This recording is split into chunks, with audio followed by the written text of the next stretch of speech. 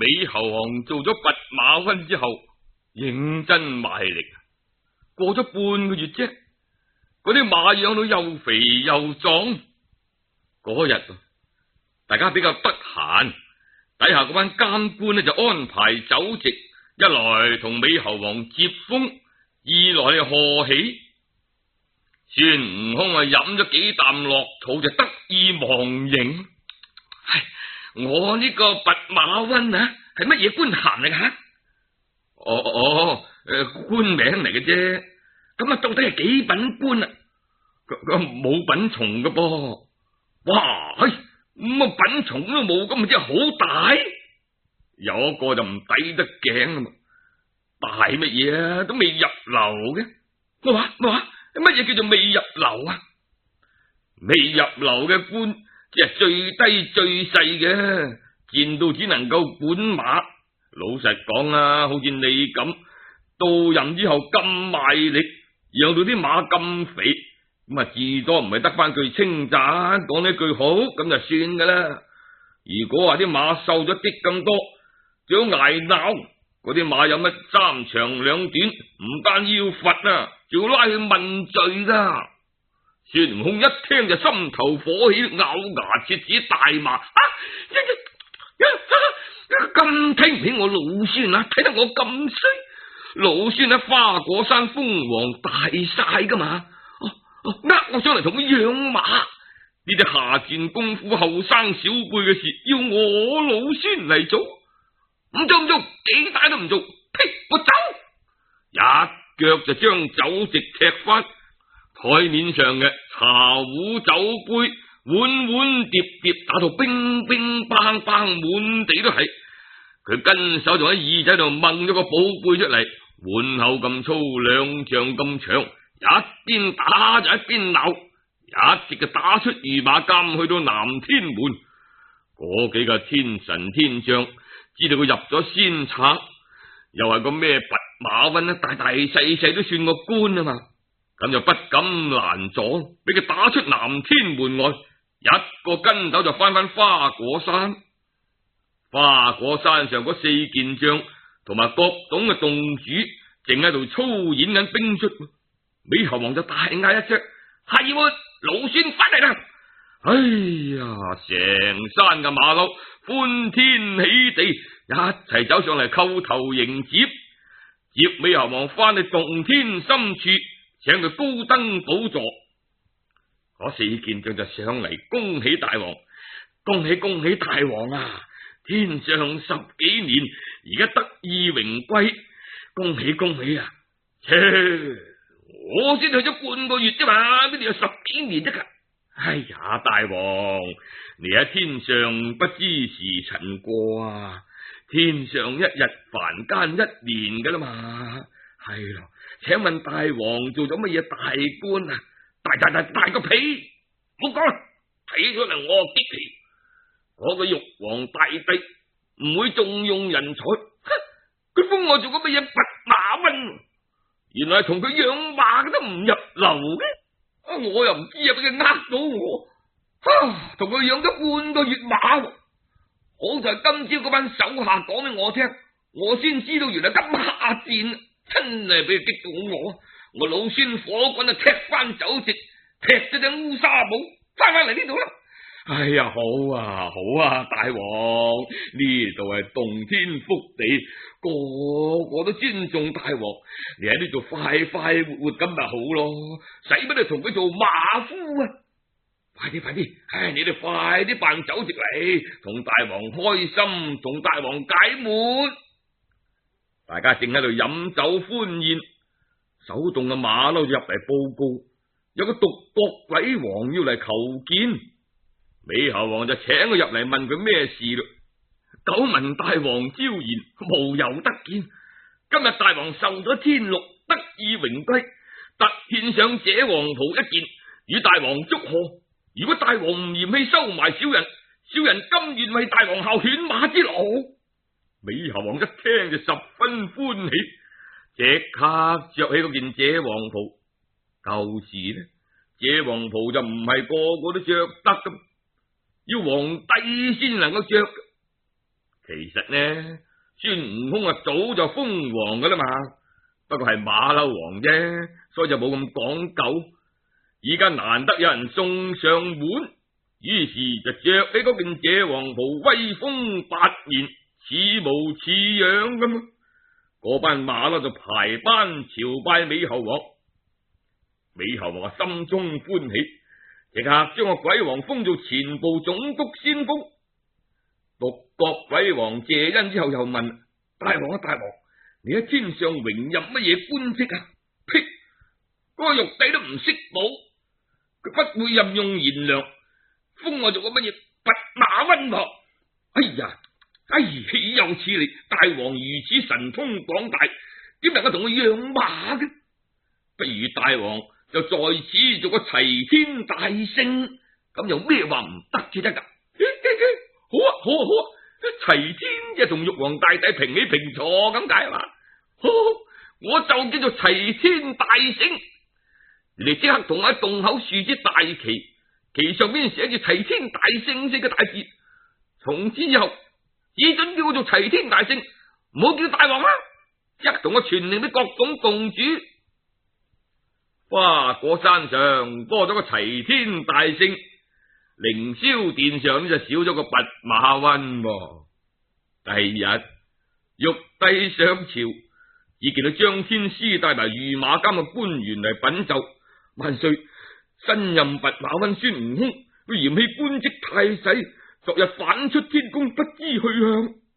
仲未講完啫，守南天門嘅天將又嚟稟報：弼馬溫不知因何故走出南天門。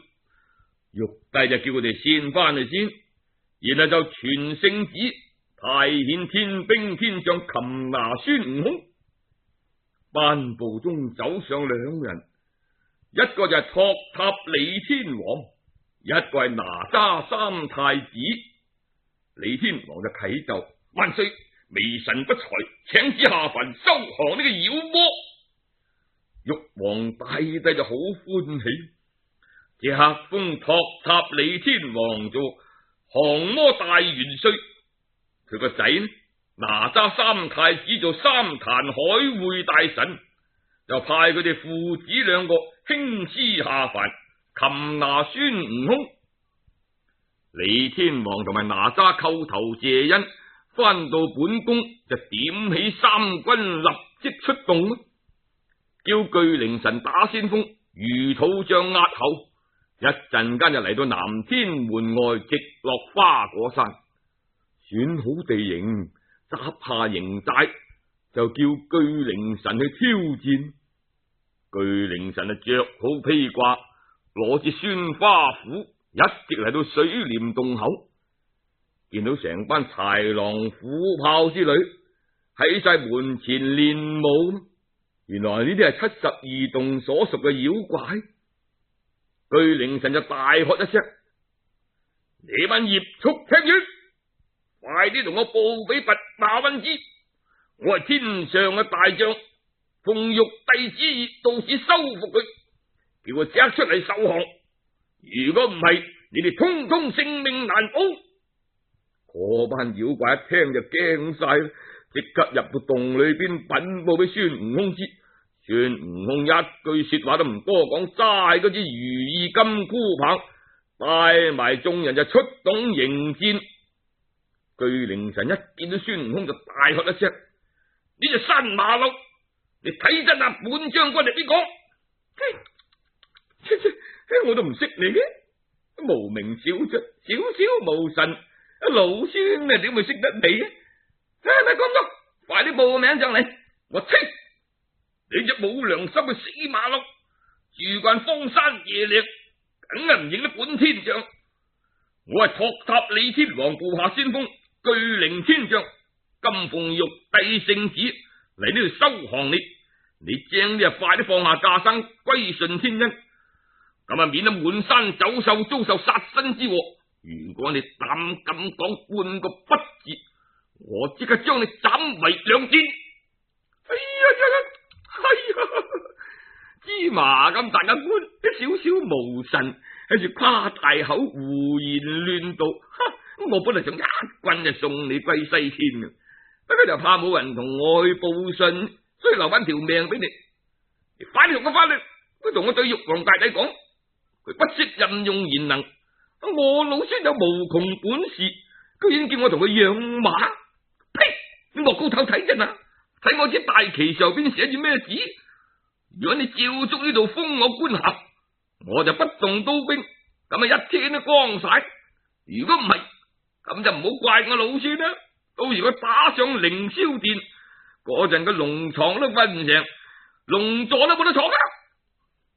巨靈神啊，惡高頭望一下，東門外豎一支大竹竿，上面一支大旗，寫住齊天大聖四嘅大字。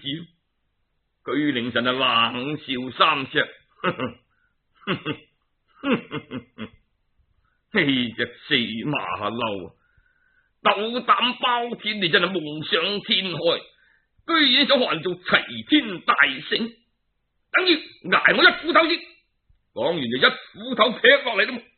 美猴王啊，不慌不忙，舞起金箍棒嚟都迎戰，都未打得夠兩個回合啫。美猴王一滾照頭就剝落嚟，好似泰山壓頂。嗰巨靈神啊，用盡全身之力，一夾逼啪一聲，個斧頭被人當堂打咗兩橛。巨靈神啊，擰轉身就隻啦，哎呀，俾佢再打棍添，仲得了嘅？孫悟空咔咔聲笑，正一飯桶嚟嘅，唔使走咁快。老孫唔殺你啊，留翻條命俾你報信俾玉皇大帝知啊！巨靈神啊，執翻條命，邊度仲敢停留啊？一陣風咁就走翻入營門，跪低稟報李天王。嗰隻弼馬溫真係神通廣大，末將敵佢不過，拜陣回營請罪。李天王聽見出師不利，當堂發火，呢個家伙挫傷我銳氣，左右同我推出斬。旁邊就閃咗個哪吒三太子啦嘛，請父皇息怒，暫時寬恕咗巨靈神之罪，等孩兒出師一次，就知道嗰個妖魔深淺噶。李天王聽到個仔咁講，火氣就消咗啲，就吩咐哪吒啦噃，你小心上陣啊！哪吒就攞好架生，跳出營盤，一直嚟到水簾洞外。嗰個美猴王呢，啱啱打贏咗巨靈神，就想收兵回洞，見到一陣風咁又嚟咗個，睇真下，呢個真係得意噃，白白淨淨個細路，仲梳住一雙鴉角髻，身上仲攬住一條紅肚兜，眉清目秀，啲殺氣滿面。左手揸刀，右手拎住支劍，攬住一捆繩，腰帶嗰度仲插咗條雷將棍，腳上踩住一個閃閃發光嘅鐵圈，仲孭住個繡球。孫悟空見呢個細路咁趣怪，就行埋嚟同佢開玩笑咯。喂，細路，你邊度噶？係咪蕩失路嚟到我呢度啊？我呸！你隻死馬騮你睇真啊！我係邊個？我係托塔天王三太子哪吒，奉玉皇大帝嘅旨意嚟呢度捉你啊！哎喲，三太子，你睇你腦筍都未生埋，乳臭未除，胎毛未乾，哎呀，你睇仲帶埋啲冧冧嬸嬸嘅嘢嚟玩啊！哎，你知唔知呢度係邊度啊？呢處講大話出口傷人啊！哎呀，我就唔捨得打你。你睇下我啲大旗上面寫住咩字？齊天大聖嚟噶噃！翻去話俾你老豆知，叫佢拜上玉帝。如果封我咁嘅官銜呢，就乜事都冇；如果唔係，我打上天宮，到時唔好怪我老孫無禮啊！哪吒係太子嚟噶嘛，嬌生慣養，兼及一身武藝，少年得意，邊度受得咁嘅氣啊？呸！你隻妖猴，你有幾大本事啊你敢學人做齊天大聖？你唔好走住，你挨我刀先！細路咁大火氣嘅，好，你阿孫爺爺企喺度飲，你斬幾刀嚟玩下。哪吒就更加火滾啦嘛，大喝一聲變，睇唔出我咁嘅細路，我一變做三頭六臂，攞住六件架生就撲過嚟啦噃。呢幾件啊唔係細路哥玩嘅玩具嚟噶，原來一把係斬妖劍，削鐵如泥；一把係劈妖刀，掂親都冇命。嗰條繩係叫做綁妖索，俾佢一箍親，又好似吊頸咁啊，走都走唔甩噶。嗰條雷將軍啊，做親都骨斷。嗰個繡球呢？你估係皇帝女招駙馬嗰個？唔係啊，係兵器嚟噶。睇佢個樣好似圓碌碌、軟綿綿咁，只一拋出去啊，比鐵仲硬，碰親頭破血流。嗰隻鐵圈呢，叫做風火輪，會發熱放電噶嘛，行埋啲都辣親啊！孫悟空一睇，咦？呢條細路啊，咪睇少噶嘛，有幾道散手噶，咪就咪啦，小心為上。佢亦大喝一聲變，一變就變做三頭六臂，一支如意金箍棒就變做三支，六隻手啊攞住三支棍啊頂住哪吒嘅六件寶貝。哎呀，呢場打鬥啊真係半斤八兩，兩個各不相讓，互顯神通，打到天烏地暗，三軍膽寒，鬼神心驚。三太子嘅六件兵器變做千千萬萬，孫悟空嘅三條鐵棍啊變做萬萬千千，雨點流星，風馳電掣。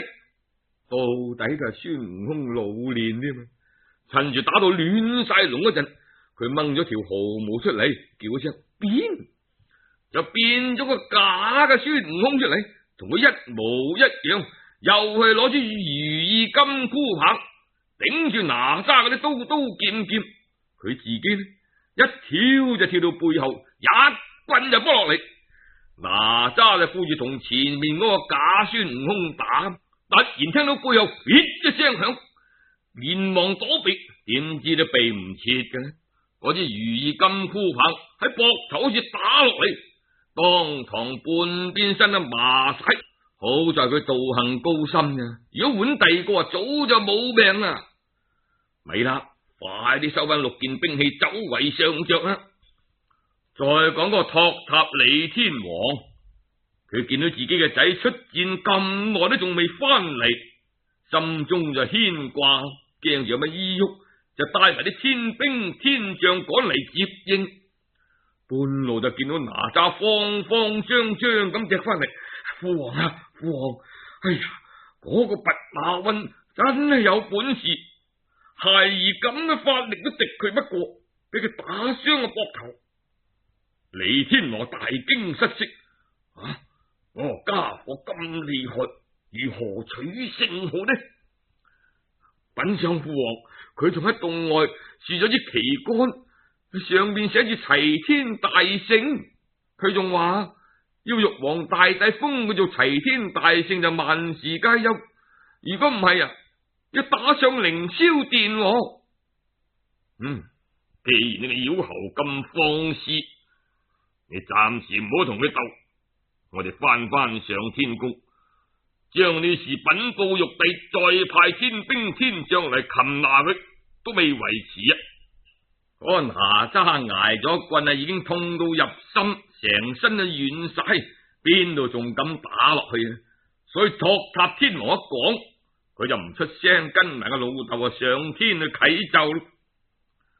嗰個孫悟空啊得勝回山，72洞洞主同埋6個魔王齊齊嚟到賀喜，喺洞天福地度大排筵席，歡慶勝利，飲到興高采烈。孫悟空就對嗰6個魔王講：小弟而家都號稱齊天大聖，咁我哋大家都係結拜弟兄，咁你哋都可以封翻個咩大聖嚟做下噶。於是嗰幾個魔王個個都安翻個咩平天大聖、福海大聖、雲天大聖、驅神大聖嚟做啦嘛，自作自為，自封自豪。封完之後又要開懷痛飲，玩足一日先至散。呢邊打勝仗就高興啦，嗰邊李天王嗰班呢，打敗仗就耷頭耷腦，垂頭喪氣翻上天宮，即刻就玉皇大帝喺處稟報咯。臣等奉旨出師下凡，收復妖仙孫悟空，誰知佢神通廣大，不能取勝，望萬歲添兵剿除。區區一個妖猴有多少本事，仲要添兵添將？哪吒跟住就上前稟奏，望萬歲赦臣死罪。嗰個妖猴使一支如意金箍棒，先打敗巨靈神，又打傷咗神嘅膊頭。妖猴仲喺洞口嗰處豎咗支旗杆，寫住齊天大聖四個字。佢話如果唔封佢呢個官銜，佢要打上凌霄寶殿啊！降王放肆，擒拿翻嚟碎屍萬卷。玉皇大帝發脾氣噃，邊個唔驚啊？底下嗱聲都冇出。過咗一陣啦，嗰個太白金星就上殿啟奏：萬歲啊！呢隻妖猴都話不懂禮教，只知其言，不知大小。如果出兵去征剿呢，一來係勞師動眾，二來呢隻妖猴道行高深，一時啊難以收服啊！萬歲，不如大發慈悲，再次降旨招安，封佢做個齊天大聖，即係掛個名嘅啫。有官無祿嘅，只係按個名又冇實職，又唔俾佢管事，又唔發佢俸祿，咁只係養住佢喺九重天上，慢慢嚟收佢嘅邪心，使到佢不生狂妄之念。咁豈不是乾坤安定，四海清明？玉皇大帝聽到感覺咧，亦有啲道理。於是乎即係講一道詔書，要太白金星再次下凡。太白金星呢次嚟到花果山一睇，同上次就完全唔同啦噃。只見森嚴壁壘，殺氣騰騰，成班馬騮龍妖精鬼怪攞晒刀槍劍戟棒嚴陣以待。一見到太白金星就成班撲上嚟，攞刀攞槍，要打要殺噶嘛。咪喐手，咪喐手！多煩你哋去報俾大聖知道，我係玉帝派嚟嘅天使，有聖旨喺呢度，請大聖上凌霄殿啊！嗰啲馬騮即刻入去稟報咯，報上大聖，上一次嚟呃你上天宮做弼馬溫嗰個老家伙又嚟咗啦。佢話玉帝嘅天使嚟嘅，有旨嚟請你啊！你哋唔使咁嬲，唔使責怪佢。上一次佢請我上天，雖則係冇封到咩大官嚟做，只係上天玩咗一次，又開下眼界，仲認得出入嘅路噶嘛。呢次佢嚟，梗係有好意噶啦！快啲開門迎接。呢次美猴王就威風啦，戴起紫金冠，披起金甲，穿上雲履，仲摟埋嗰件謝王袍，一搖三擺就出到洞門口。哎呀，老神仙，真係請恕老仙失迎之罪。太白金星跟住入到嚟之後，對佢講：大聖啊，上次大聖你嫌官細，走咗出嚟，玉帝知道之後責怪話：係啊，凡係做官啊，由卑到尊，由小到大，點會嫌細啊？所以啊，李天王啊帶埋哪吒嚟打鬥，點知大聖你神通廣大，打敗佢哋，咁佢哋而家報俾玉帝知，話你要做齊天大聖，其他嗰啲天將啊，本嚟唔肯啊，要興師動眾嚟廝殺。老漢冒住死罪奏請玉帝，先至免咗呢場刀兵相見啊！而家玉帝已經應承封你做齊天大聖，請你即刻上天受封。哎呀，好，哎呀，真係，上次多得你幫忙，今次又靠你關照，哎呀，你真係唔話得。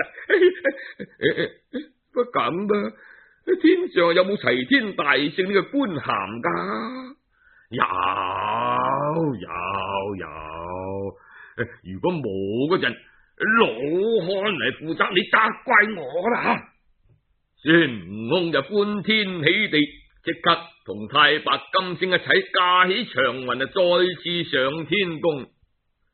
去到南天門外，嗰班天兵天將個個都拱手相迎，一直入到凌霄殿。太白金星就稟報：神奉聖旨，宣拔馬溫孫悟空到嚟見駕。孫悟空，你過嚟，依家朕封你為齊天大聖，你官居極品，今後不可胡作非為。得，多謝。跟住玉帝又吩咐喺蟠桃園旁邊起一座齊天大聖府俾美猴王住，屬下仲有安靜司、凝神司兩處嚟到照應咯。底下仲有仙官仙吏嚟專門服侍齊天大聖。美猴王領完聖旨，就同五斗星官一齊去齊天大聖府到任。玉帝仲特意賞賜佢御酒2瓶、金花10朵，無非係想呢隻野馬騮安心定性，咪再胡作非為嘅啫。嗰個美猴王一翻到去齊天大聖府呢，就即刻打開嗰2瓶仙酒，叫齊府中嗰班仙官仙吏不分尊卑，大家一聲係飲清光。玉皇大帝呢個辦法又確係幾靈噶噃。從此以後，美猴王真係心滿意足，喜地歡天咁快快活活，無憂無慮，無牽無掛咁過日子咯。劍甲嗰個妖猴到底就係荒山野嶺修煉成，野性未純，佢係冇乜計較俸祿高低，又唔去問係咩官銜品從，又唔係爭咩實權，求其掛個名，底下有仙吏服侍，但求日食3餐，夜眠一榻，無事牽掛，自由自在，就心滿意足啦。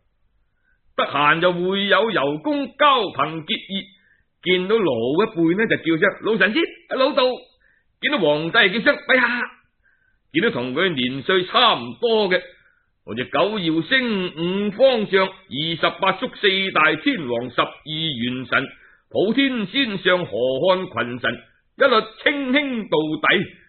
佢今日東遊，明日西蕩，雲來雲去，行蹤不定。世上有啲人係爭名奪利、勾心鬥角啊，天上亦不外如此啫。雖則孫悟空修心養性，只係亦有啲睇唔慣啊嘛。見佢咁悠游自在就唔抵得頸，於是難免閒言閒語。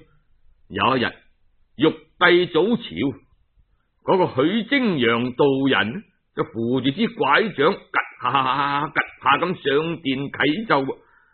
萬歲啊！